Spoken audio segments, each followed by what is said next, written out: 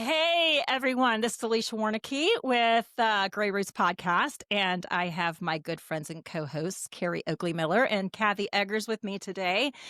Y'all, today we are digging into a topic. We put a post out for all of the daughters-in-laws, daughters, all the young people, all the youths that are making babies right now. And we said, hey, what can we tell your mother-in-laws that you want them to know that you cannot tell them? And so we have some really interesting comments that I think, if we look at it from the right perspective, will be super beneficial for all of our mothers-in-law out there. And how did we get here, right? We talked a little bit last couple episodes about last year we had a post that went viral, and we got so many comments, y'all, about all of the things that these mothers-in-law were doing and pushing the daughters-in-law away from their perspective, right? I know we've got our own perspective of like, well, they're pushing us away, but that is kind of where this came from. And it was really kind of eye-opening because a lot of the comments said that really what they want with us is they want a relationship. They don't want another mom, because most of them already have a mom. Some of them might want a mother figure, right? But they want to have a relationship with us. They're looking forward to it until something blows up and happens, right? So that is kind of where we are today. Carrie, can you share a little bit about kind of what the vibe was, what the temperature was of the comments that were coming back to us when we said, hey, what do you want us to say? Absolutely. And if you are a mother-in-law, listen up, because the comments that we got from these daughter-in-laws broke our hearts. It is so sad. And you guys, I know, I am one, I'm a mother-in-law. We're going to get defensive, but the truth is, these daughter-in-laws are hurting. They are hurting. And so we have got to change something that we're doing. So if you are a mother-in-law, just listen up, and think about maybe your own situation and where maybe some of these comments might resonate with you in your situation, um, because something has to change. So it was, I just have one up right here. It says, one girl says, we honestly just wanted to be loved by you. And I feel like that was a theme throughout, a lot of these comments was they just want to be loved by us. It says, we never came in with the intention to destroy your family. And sometimes I think we think that, right? Do we think that? Yeah. So really, it was just sad and heartbreaking, the comments that these girls are putting on here. So that was the theme, and which is why we're doing this right now. This is why we're doing this podcast, because mother-in-laws, like I said, we need to change. Something's got to change because we're breaking apart families and people are hurting. Oh yeah. Kath, you have anything to add to that? No, I mean, I think that's exactly like you said. I think the reality is we write shitty first drafts. And I think the mothers in law write their own story in their head of why the daughter in law might not like them, want them, come to Christmas, blah, blah, blah. But the reality is it doesn't matter. And I'm going to side with the daughters in law most of the time. I have to be honest, because from my perspective, we as the older women need to back up and back out. And I said it all along, we are now the supporting role. And I think that's hard for us. I think it's hard for our pride. I think it's hard for our, purpose that we saw ourselves as mothers. And now that we feel like that's been taken away from us, but it's how it's supposed to work. Like it literally is what we raise our kids to do, to get married and grow up and fly. And so I think the root of it is so many of us don't want to let our children fly. And then that starts this back and forth with these poor daughters-in-law. And it is heartbreaking. And so many of them asked us to adopt them or to be their mother-in-law. And I wanted to say yes, yes, yes to them all. Yeah, sure, we got you. And we're imperfect. Don't think we have it all figured out. I'm sure our daughters-in-law would be sitting there listening going, girls, we got some stories for you. And they do, because we've messed it up. But we want to do better. We are trying to learn. One of the reasons we're doing this podcast is we want to learn to do better and be better for our own daughters-in-laws. Yes. So true. So true. So this may feel like a little bit of a slap in the face for the mothers-in-law today, but if you're a mother-in-law, I want to encourage you to listen to what we're saying, listen to the comments from these daughters-in-law. Honest, like, right, like we don't know what their situation is. We don't know what your situation is, but take it through the lens of how can I listen to what I'm hearing and be better? How can I Uh-huh. make myself better in this Mhm. area, right? Or there's some things that maybe you don't realize that you're doing that is a problem. Or maybe this starts a conversation with your own daughter in law. You're like, I heard this, but I thought, I wonder if she thinks, Yeah. see if you can have an open conversation, right? So just listen to this with open hands. Okay. Try not to get defensive. I know for me that's hard because I'm like, I'm right always. And when I'm not right, then refer to rule number 1. We all know that, right? So just try to put your humility hat on and listen to this. So here is one of them. You won't ever be our mom. Please don't compare my relationship with you to my relationship with my mom. Did either of you two have a hard time with that one when your boys paired up and got married of like wanting to step into that mother role? No, Kathy, you're a Honestly, no. I Mm-mm. You were a didn't. no. I will be like I struggle with that with my first and my oldest daughter-in-law because um I have all boys. I'm the only one here we all have boys, but I'm the only one that doesn't have any daughters. And so I was so excited to Mhm. have a quote unquote daughter to love on and like have this mother daughter, like, you hear, oh, you're gaining a daughter, right? That is not what happens at all. You do not gain a daughter. You gain a daughter in law. You can gain a friend. You can gain uh, a younger woman who looks up to you if you behave the right way in a way that she wants to look up to you, right? You can become maybe a confidant, maybe, but you're not going to be your mom, right?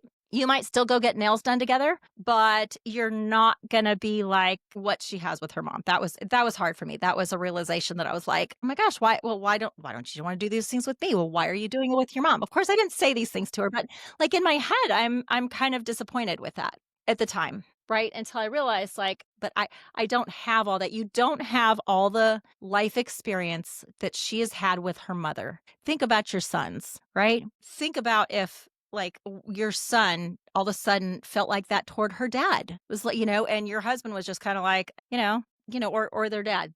They're not your daughter.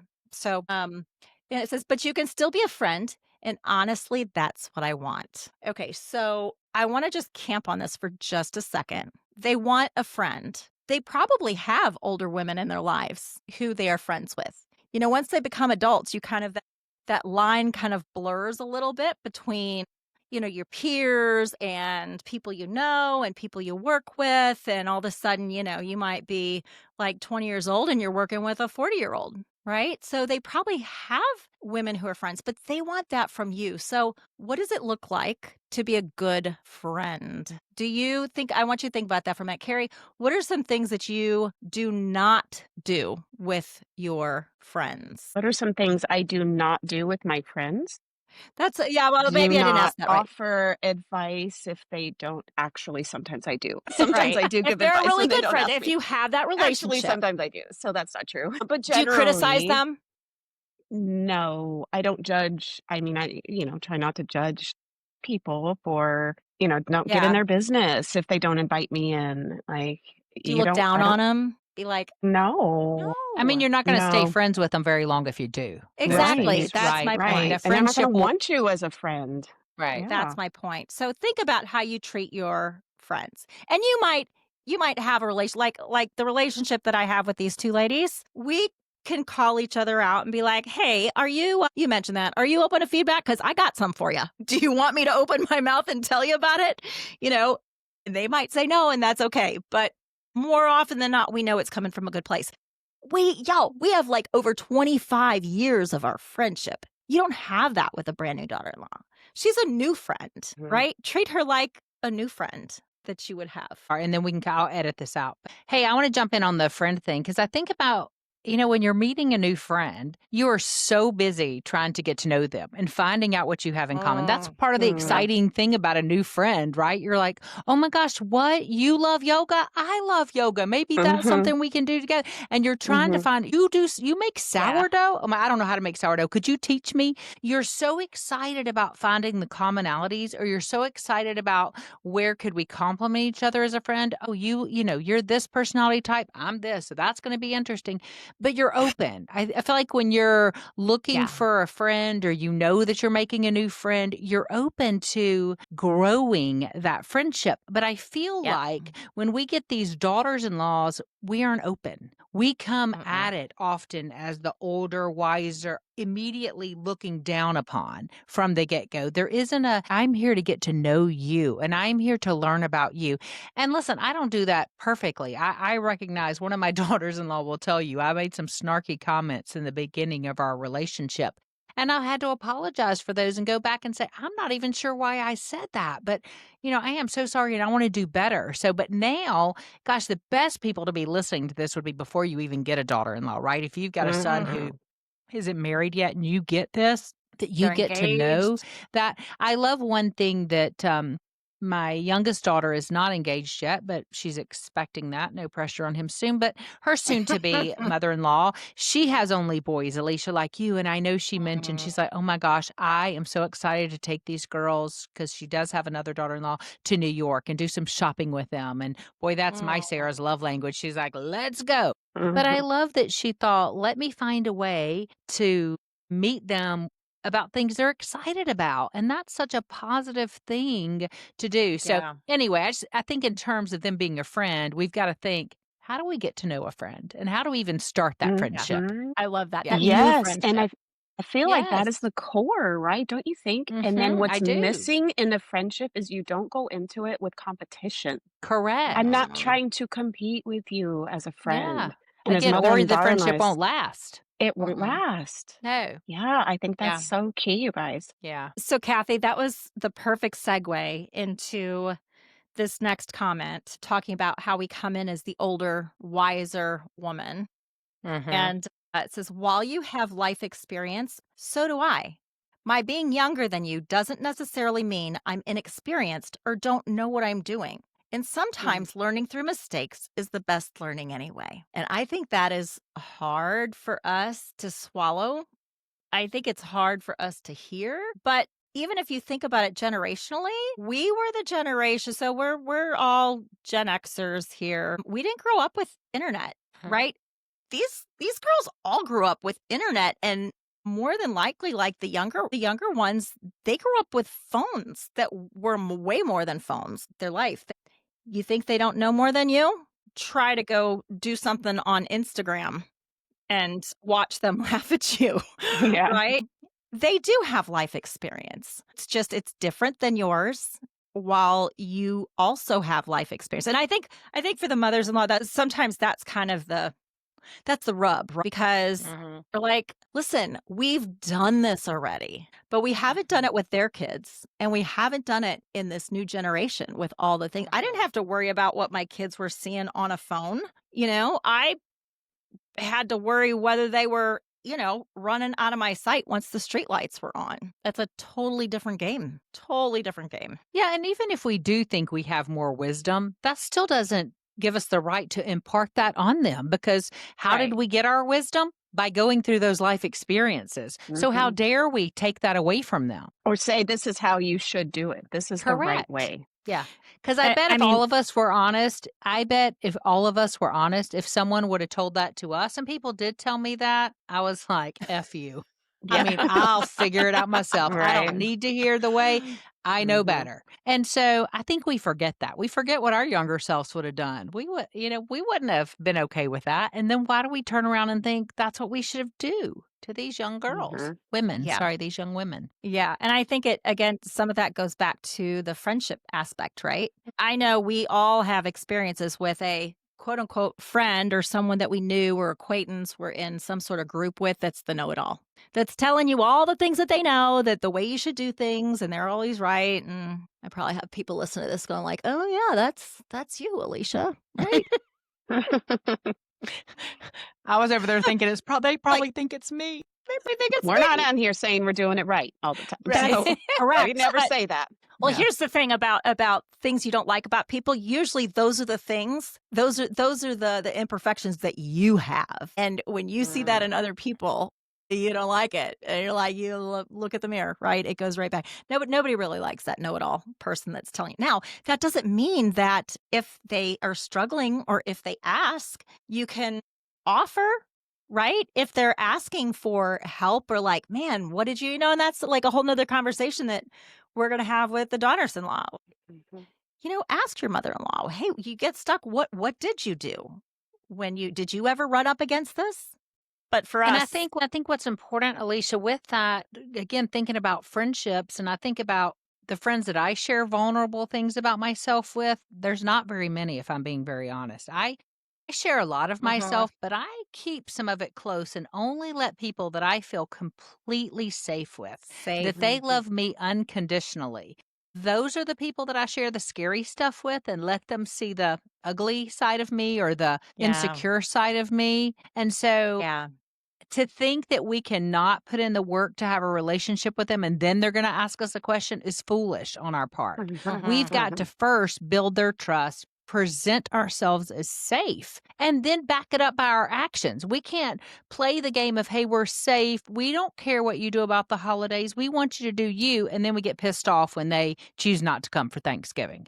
Our actions Yeah. show that we're not safe.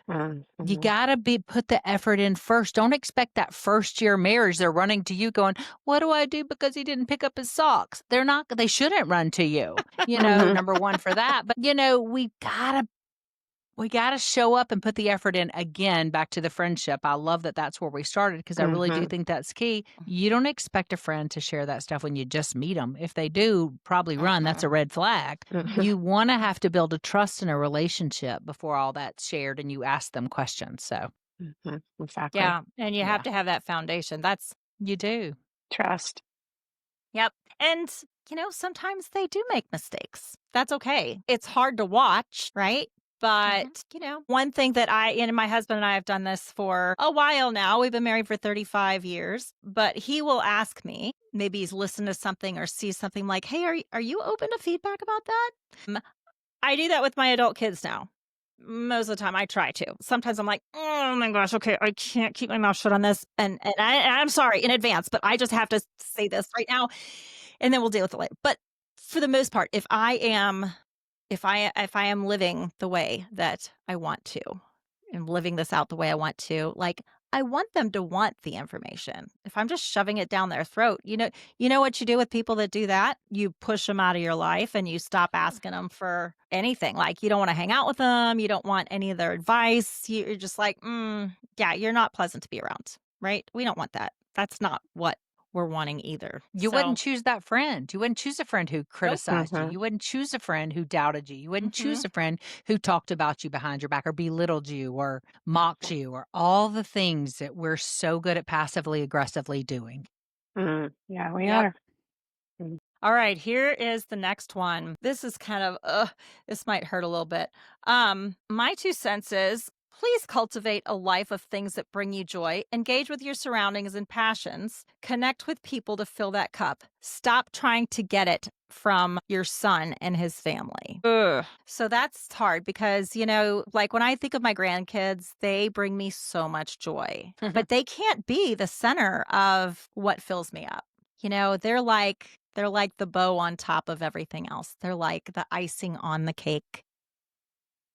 Or the You have to sprinkles. have or the Mm. sprinkles. Yes, and Mhm. if it's my granddaughter, they're pink sparkle sprinkles. Oh, of Mhm. course. Of course. Yeah, but like it's unfair to lay all of your needs on your children and spouse to satisfy that social craving alone in life fulfillment for you. And that is Mhm. 100% true. It is not fair to them. 100%. If they are going to have a healthy relationship, your son is going to leave his family of origin and he's going to create a new family. And she is going to leave her family of origin and she is going to create a new family. They are the new family unit. The in laws on both sides are now, like Kathy says, the supporting roles. They are the Extended family. I mean, extended family. That's right. You're the extended family. And My you mom could and be I were really actually oh, close, sorry. but no, I mean, you could be a really close extended family, but they are the unit now, and they need to be Mhm, able to operate like that without you injecting yourself into the middle of everything that they're doing because you are not filling that part of your life with things for you that don't mhm. involve them. Carrie, And that's a what were you very gonna say? common comment that we got was that very thing. I was actually talking to my mom about this topic today, and, she's 83, and she was saying, what about the woman whose husband's no longer here?" Mm, And so it's very hard for that person to not Mhm. then to her kids and their families to satisfy her social. And so even that, yeah. yes, hard, right? Like, yes, that's a I think hard it still stands, situation, though. I but think it still, still I agree. stands. Yes, yes, yes. So we're just acknowledging that if you are in that situation, we're not saying this is easy. It can be hard, especially if your spouse isn't here anymore, but it still stands. Yeah. I love my sister was telling me the other day that her mother-in-law, whose husband has passed, that a couple of weeks ago they went to her daughter's lake house. She went with her 2 sisters. So, and they spent a week at the lake house. And then next week they're going to my sister and her, it'd be Sherry's son, his lake house, and they're staying there, she and her 2 sisters. So I love I that. love And I'm like, that. oh my gosh. She goes, Mhm. yeah, that's all they do. They just get together and then go different places and spend time together. And I Oh, thought, how fabulous, right? So it is challenging. You might have to find new ways to get social, that social fulfillment. And it doesn't mean that your son and his family can't be a part of that. I don't think that those Mhm, comments mean it can't be a part, but it doesn't need to be the main part. And mhm. I think that's why it's so important to remember as you're a young mom to don't let motherhood be your identity, your only identity. mhm. Continue chasing your passions, continue having some friendships, just like all of Yeah. us. We have been friends for more than 25 years. We've had seasons where we weren't really close, seasons where we were, but yet after our kids are grown, look at us. We're probably closer now than we've ever been. And Mhm. it's so joyous to me. Mhm. Your friendship is so important to me, but had we not cultivated that when our kids were little, we wouldn't have that today. So, unfortunately, if you're listening to this and you're the mother-in-law, it's not too late. You still can cultivate those friendships, new friendships. But if you're listening to this and you happen to be the daughter-in-law because you want to know what we're telling them, you make sure you're cultivating those relationships for yourself too, so that when you Mhm. are the mother-in-law, Mhm. you're not falling into that same trap. Yeah, Sure. for sure. And if we do have some young mamas out there, I remember how difficult that was. I just felt like sometimes I was just like stuck in this motherhood role. I was a stay-at-home mom. I did some things on the side, but it was hard because I didn't even homeschool my kids like y'all did. But I felt like it was hard for me to allow myself to have things that were outside of my children because I felt like I was being a bad mom, right? I am here to give you permission that you need to go find some things outside of your children. Yes. Go get some girls that like to paint. Go play tennis. Go don't play tennis. Kathy says don't Do play play tennis. tennis. No, Do play do play tennis. tennis. Do not paint. Do Yes. not paint. Too proud. Yes. Kathy saying don't paint. I Don't paint. finally started painting like 2 weeks ago. I'm like, dang it. I've been saying I wanted to do this for like at least 25 years now and get back to painting. But yeah, go find some things. Go find some people that have like join a book club. Go on little girls trips. Go find a friend that likes to go on adventures and go like maybe Mhm. one day a month you guys go hiking at a different mountain or you go to a different little town and you go experience all the shops and have lunch or something. Mhm. Go find something that is for you and has Mhm. nothing to do with your children, and it's Mhm. okay, and it's encouraged. Okay.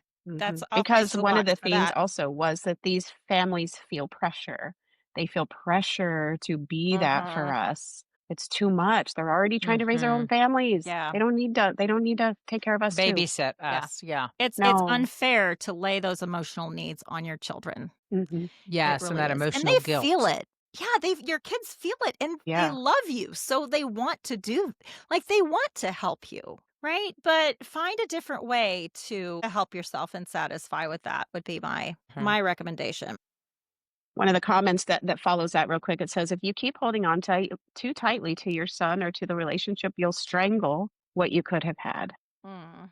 and we don't wanna do that. And Yeah, I mean, no. I get that it's hard, and we don't wanna come across as that we have no empathy for the mothers-in-law, especially the ones who don't have daughters, because Mhm. I feel like it is tougher because you do feel like you're losing them, and I get that, and I can have empathy for that, and those of us who do Mhm. have daughters, for the most part, that relationship does remain a bit closer. For whatever reason, it does. I just wanna say I have empathy for that. Yeah. Mhm. It feels a little Yeah. bit like when your kids go off to college, only they just Mm. don't ever come back. We had one that did that. He went off and he never came back. But then that's okay. That was his life, right? But you have to learn to let go and be happy for them, right? Okay, this is a if you are entitled, controlling and judging your child and their family unit, but you see this as being warm, nurturing matriarch, that is a problem. You can continue to be a matriarch without robbing your daughter in law of her turn to be the same. Mm. Just because you think you're helping does not mean that they want the help or that it comes across that way. I didn't make that up. I'm just I'm just reading Don't what's shoot the on the messenger. comments, y'all. Like Mhm. I think and yeah, I mean I'm guilty of that. Like we love our kids and we love our sons. And so we love our grandkids and your daughter-in-law has a role in that family and it's not the And same it's as what yours superior. is. It's And it's yes, it superior to is yours. it is the priority. Mhm. Her position is a priority over your position. And trying to help with everything when help is not requested, even if help is requested sometimes, I feel like you need to learn what the boundaries are for healthy help. Right? Sometimes they need to do the things themselves in order for their family unit to grow. If you want to help, find out what her Starbucks drink is and go bring her a drink or send her a Starbucks gift card. Be like, "Hey, 'Cause I that's know what a you. friend would do. I know you. Yeah, I know your firstborn went to kindergarten today, and I remember how that felt. Go treat yourself on me. That's hard. You can continue to be the matriarch without robbing your daughter-in-law of that priority position. You really can. Show her what it looks Mhm. like to graciously not want to control and Mhm. just support. Because guess what? And She's gonna be doing it. I know Kathy? that the 3 of us all love mentoring younger women and all have had the privilege of doing that, and I think about mentoring. I think about when I was mentored in college and Debbie Mabry, who mentored me, has no idea she did it. Like, Mhm. every time I remind her of what she taught me, she starts laughing. She goes, "I didn't teach you that." I'm like, "Well, you lived it out, and I watched it, and it taught me." Mhm. And I think, Mhm. Alicia, what you said is so powerful. How about instead of us stepping in and wanting to control, we just show them how to love well. We show them how to care for, again, a friend. When they come to visit, we have the things that we would have for a friend. We do it in a way just to show love. And not that we've been deemed this mentor in their life. They might not need a mentor, but even if you were a mentor, the best mentors don't even know they're doing it. They're just living Mhm. out life in that Mhm. healthy, loving way, and the younger ones are picking up on it. That's Mhm. beautiful mentorship. And of course, I Yeah. asked Debbie questions over the years because, again, safe place, older woman. I knew she had wisdom, and I knew she loved me unconditionally. And I just can't stop thinking about that with these young ladies. That if we could just Mhm. show up for them without expectations, we probably would get that relationship that we desire so much. We might or might Mhm. not, but either way, I think that's our role. I'm glad you Yeah. said that without expectations, because I was thinking Hmm. about when you were talking about she probably didn't expect anything in return from you. Mhm. That Nothing. that She wasn't that didn't wasn't even her goal. No. No, Yeah. she was just inviting me in as a young college student and letting me Mhm. come visit at her home, but it was a mentoring relationship. It taught me Mhm. so, so much about motherhood, just watching her. And I know one of my daughters-in-law, she grew up without a mom, and I noticed that one of the first few times she would come to visit, she would just sit in the kitchen and watch me, and I was kinda creeped out by it by first. I'm like, "Why is she watching me so much?" And then I Mhm. heard more of her story and realized, wait, she doesn't really know what a mother looks like. She hasn't had much experience. And I have the chance to blow Mhm. this with my sarcasm or to get it right. I blew it some, and I had to go back and apologize, but I'm trying hard to get it right for her. I'm trying hard to show her Mhm. what it means to show up for your children without being overbearing. Okay, next one. Stop seeing our boundaries as rejection. Mm. We are trying to do things our own way. And if we are setting boundaries, we are struggling with feeling like you are suffocating us. I got goosebumps on that one, y'all. I know what it feels like to be suffocated. Like, it's not fun. It's like you just I hear that in her, like she's just like trying to like climb up and breathe some fresh air, you know? So if they're setting boundaries, I encourage you to take a step back, take a breath and look at your behavior that is interfering with it, like that's pushing up against those boundaries and like examine that.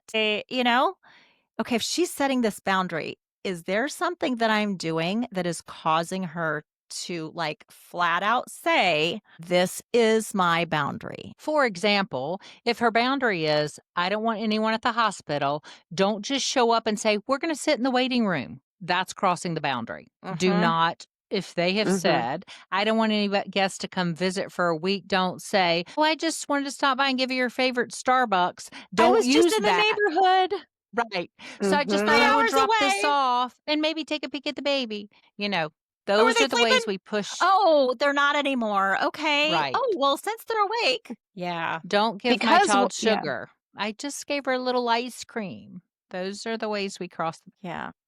Because of that book, we've talked about good boundaries and goodbyes. It talks about how boundaries are a good thing. And so sometimes it could be when our kids are setting boundaries for a certain reason that it's so that they can show up well with us in another way, or when they do show up with us or we show up with them, that it can be healthy. So I need these boundaries so that when I'm with you or I come over for Thanksgiving or whatever, that I can be all in. So it's a good boundaries are a good thing.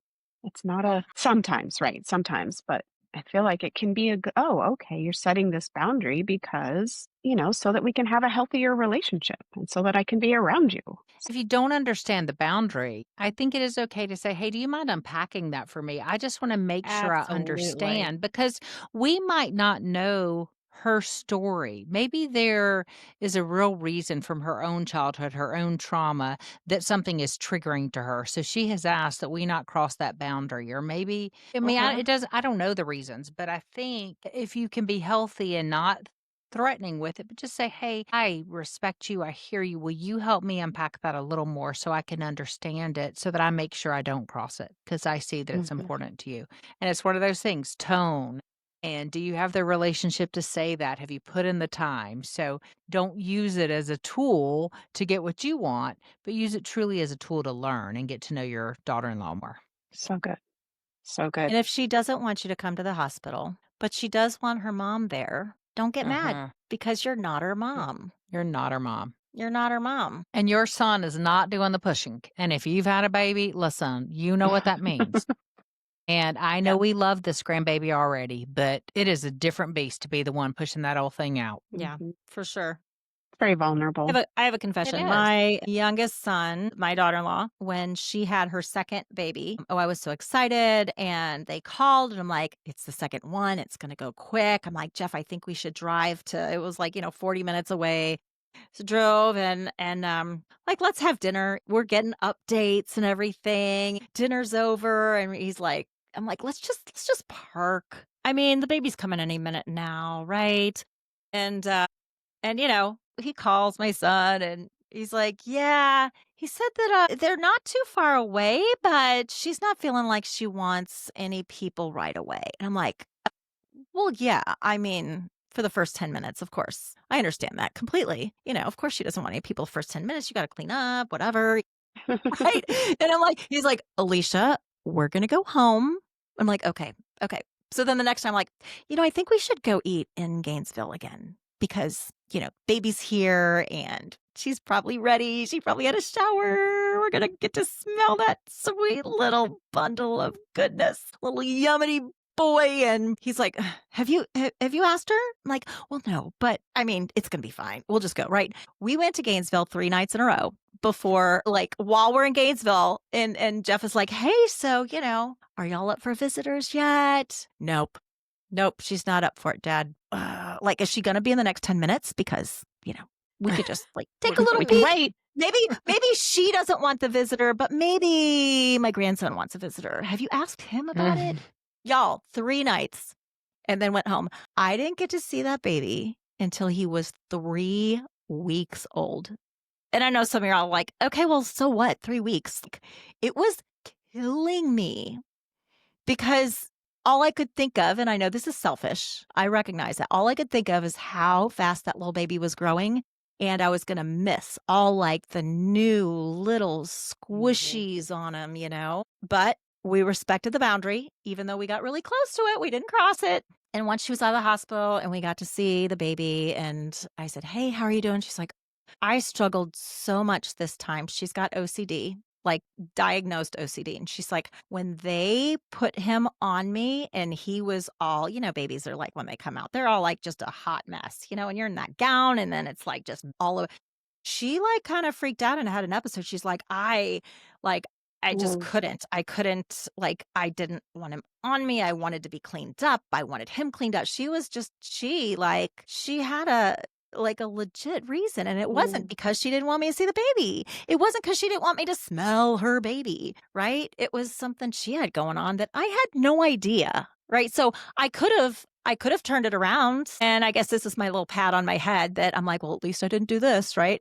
I mean, I could have been like, oh, well, I don't know why she doesn't want me to see the baby, right? She's just being selfish and that's my grandbaby, right? I mean, I could have been like that, but I wasn't. I was like it was killing me to like really not see that baby, but it was okay.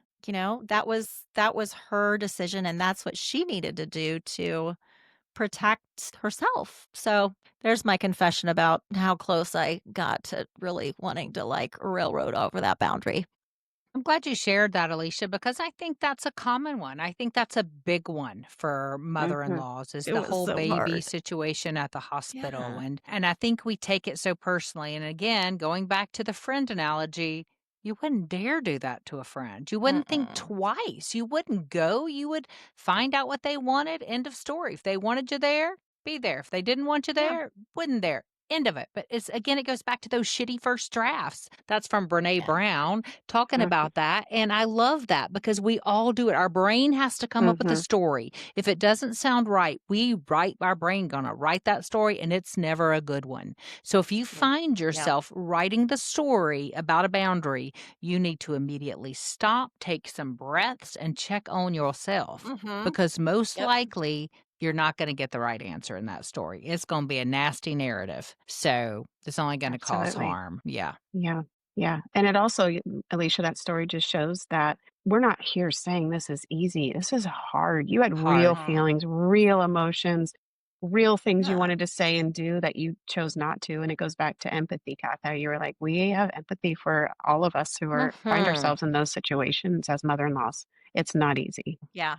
Yeah. I mean, it was not. I mean, my husband, honestly, if he wasn't in the car with me, I probably would just been like, of course they want me here. I'd be like, oh, hey, I'm in the waiting room. And so like the flip side of that is with all of my other grandbabies, that's how it was. They're like, yeah, come on. Even her first baby, that's how it was. Hey, we had the baby, come on. Right. So it didn't really make sense to me. I'm like, what are you talking about? You don't want me to see the baby. Like last time you did. Mhm, Like, but that's not last time. That's this time. It can be different, and that's okay. It's not my place to decide when I get to see the baby, and that's hard. Hmm. Speaking of babies, when a couple becomes parents, the best thing you can do is hold them, not the baby. Help the mm, parents do all the things that are distracting them from being present in the moment and bonding with their baby. Laundry, cooking, cleaning. If you help the parents get through the initial shock to the system that is having a baby, you will get your turn to bond with that child. In 5 years, that kid will have no idea who held them. And when they were born, their parents will forever remember who supported them when they were in those newborn trenches. So true. yeah, because some of the stories people were saying how the mother-in-law is literally, like, just sitting on the couch. "Oh, c I want the baby, give me the baby," and just sitting there, and not doing anything and wanting them to get her food and what I was like, are you kidding me? Like, no, no. If you're Mm. doing that, get Yes. up, do the And you know what? laundry, cook the Maybe food. that's what happened when you had a baby. Maybe it is. Maybe that was the Mm, example that you had with your mother-in-law, and that generation was different. But again, it was different, right? Treat them like a friend. You wouldn't go to a friend's house that just had a baby and plop yourself on her couch and be like, "Oh my gosh, let me hold the baby." And then like, "Hey, oh my gosh, I'm thirsty. Can you get me something to drink?" And like, "Do you have any food here?" Like, how rude. How you would never do that to a friend. No. And if you did, I hope they would break up with you because that's not a good friend. That's not a good friend. yeah, I love that that's this theme kind of this podcast is just, really the big Yeah. takeaway is just let's go with the posture of being a friend, a good friend. I like Yeah. that. Yep. Yes. When if you want to oh, this is okay. Okay. For all the mills that want to help, if you want to help, ask me how. Ask them how. If you want to help them, ask them how you can help. Don't Mm. assume that you know what's going to be helpful for them. Then get pissy when she's not grateful because you're doing something that she doesn't want you to do. Or that, sometimes we do things helping and it comes across like they don't do it good enough, right? Like, clearly I have to do this for you or tell you how to do it. That comes across as criticism. Like, clearly Mhm. you are not good enough at doing it yourself, even though you're a grown woman, to know how to do that. So ask her how. If you really want to help, how can I help you? How can I Mm. support you at this time right now? Yep. All right. So we have so much to say. So afraid of the algorithm. That's we're gonna we're gonna end it on that. Hopefully, the algorithm for y'all ends up giving you lots of good resources and information on how to connect with your daughter-in-law. Any last things that you ladies would like to say to our mothers-in-law that are listening? I just want to encourage you to put in the work. I know that I have tried to step it up with one of my daughters-in-law that I was not as close to, and I've tried to call her more, reach out more, and it's paying off. It's lovely. She's sending me pictures and talking more and sharing more things. And you know what? That's because I'm putting in the effort, and I'm sorry that I hadn't done it before. But, Mhm. she was one that is real close to her mom and thought she didn't need a close relationship with me, maybe the same as some of the others. But she said, that doesn't mean I don't need you, because I even made that Mhm. comment to her one day, and it was an eye-opening Aw. experience. So I want to Mhm. encourage you to put in the work to be their Mhm. friend and get to know them. Yeah, Yeah, we even absolutely. I wanna, yeah, piggyback on that too, is just how, in the beginning with Kayla, I didn't do that. I didn't have the tool. I didn't know. I just didn't know. And I'm not claiming ignorance. I just wasn't a great mother-in-law. And now with the rest of them, it just the effort, like you were just saying, even the little things is so worth the beautiful relationship. The amazing text I got yesterday from Scarlett, Oh, like so it is sweet. so worth it, you guys. Lay it Aw. down, lay down our pride, lay down our expectations. We're not in competition with these daughter-in-laws. We're Yeah. not. And what can come out of doing better and being better is such a beautiful thing. It's Yeah. worth it. yeah. Love that. And we talked about boundaries a little bit. And this is my small deposit. If you have a daughter-in-law that has not set boundaries, or maybe you feel like the relationship is a little awkward, like you don't have that connection that maybe you would like to have, I encourage you to talk to her and set some boundaries together. Like, hey, what could I do differently to make things better for you and my Yeah. son? That takes humility. Right? And allow her to give you some things like, man, well, like tell like it's okay. This is a safe place, right? Maybe she's gonna be like, man, like I mean, we love seeing you, but when you just pop in and like all hell is breaking loose. It's the bewitching hour, right? We're trying to cook dinner and this, and then like the kids are excited to see you. If you could just plan when you come over or like give us a heads up, be like, hey, is this a good time for me to just pop in for 15 minutes and allow us to create those times. She might be like, hey, yeah, we love, but allow her the space to be able to tell you those things and set the boundaries ahead of time before she's like, you know what? You may not come over unless you're invited because you've created such chaos, maybe without even intending to, right? That's my small deposit for the mills. All right, ladies. Well, we are going to wrap this up. I hope you enjoyed this podcast. I hope you got some good takeaways from it. Would love to hear from you guys. We are on all the different social media, Facebook, Instagram, TikTok. And please like and follow for more amazing content. Bum, bum, bum. And I And think next that's week's it. going to be really good where we Yeah, get to next week hear is from you. our heart for you guys, honestly, is that this mother-in-law, daughter-in-law fight, this epic thing that keeps happening generation after generation, that we can do something about. We can change that. That is our heart. I don't know if we'll be able to, but even if we could just change a couple hearts, it'll be worth it. So Yeah. catch us next week. See you Even if next we week. just change our own. Absolutely. Lori, Yeah. please, Yes. please. Yes. All All right. Bye, right, y'all. y'all. Bye. Peace out. Peace out.